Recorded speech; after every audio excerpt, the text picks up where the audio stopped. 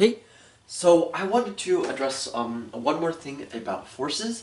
So if you remember, if we have an object on a surface here, the normal force is the force that the surface the object is on exerts upon the object. So let's say the surface is like pushing at this force. It's always perpendicular to the surface. That's the direction of the normal force, and it's like depicted Fn. All right. But what if now, right? So if we analyze the free body diagram, we just have Fw, its weight, and its normal force balances out because there's no motion in the vertical direction. But now, imagine this is a sled, and I am pushing it at this angle. Let's say I'm pushing it at some angle theta. I have an applied force at some angle theta, applied force. So if I draw it in the free body diagram, that looks like this, Fa. Well, if we look at the forces, right?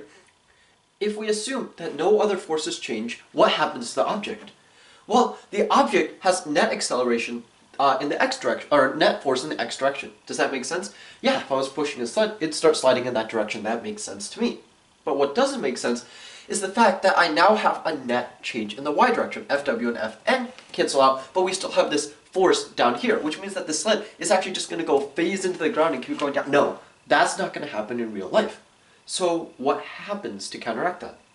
Well, actually, this normal force is going to increase in order to counteract that. So how much does this normal force increase? Well, we can analyze, what we can do is we can analyze all the forces. So we know that the net force in the y direction is equal to 0, and it's equal to F of n plus F of w, which is just mg, right, plus F of A, the applied force. Or sorry, the applied force in this in the downwards direction. So what is that? Well, the applied force in this direction is just applied force times sine of theta. Why is that? Well, we can draw this here. This is theta. Yeah, we can move this here to show this is theta, right? So if we move it down, we still get theta degrees over here. Right. So then this downward part is equal to sine theta, because sine is this over F of A, and so we rearrange and we get F of A sine theta is equal to this part. Right. So we know this is 0, so we can say that the normal force, right, F of n, F of n minus all of these, because these are in the opposite direction of F of n, so F of n, right, this side turns into 0, so I'm going to change it into a 0, and I'm going to move all of these onto this side, is equal to mg plus F of A sine theta. Alright, so that's an interesting tidbit to know, but what if I was, instead of pushing the sled, I was pulling the sled, like this way? Does anything change? Well, I guess the direction of F of A changes, right? So maybe this part would be minus, this would be minus because it's in the direction of Fn, this one would be plus, and you notice, right?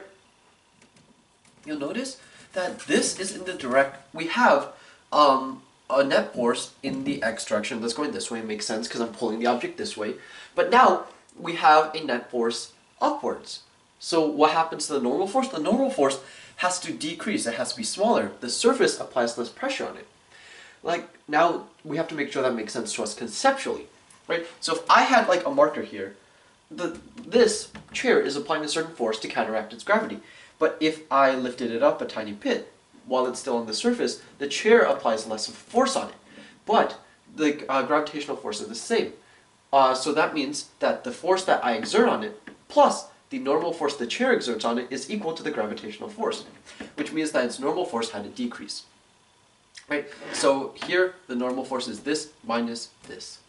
Right? If we consider, yeah. So that's it for this video. It's really short because I am really tired and just want a nap. So have fun. Have fun studying. Yay.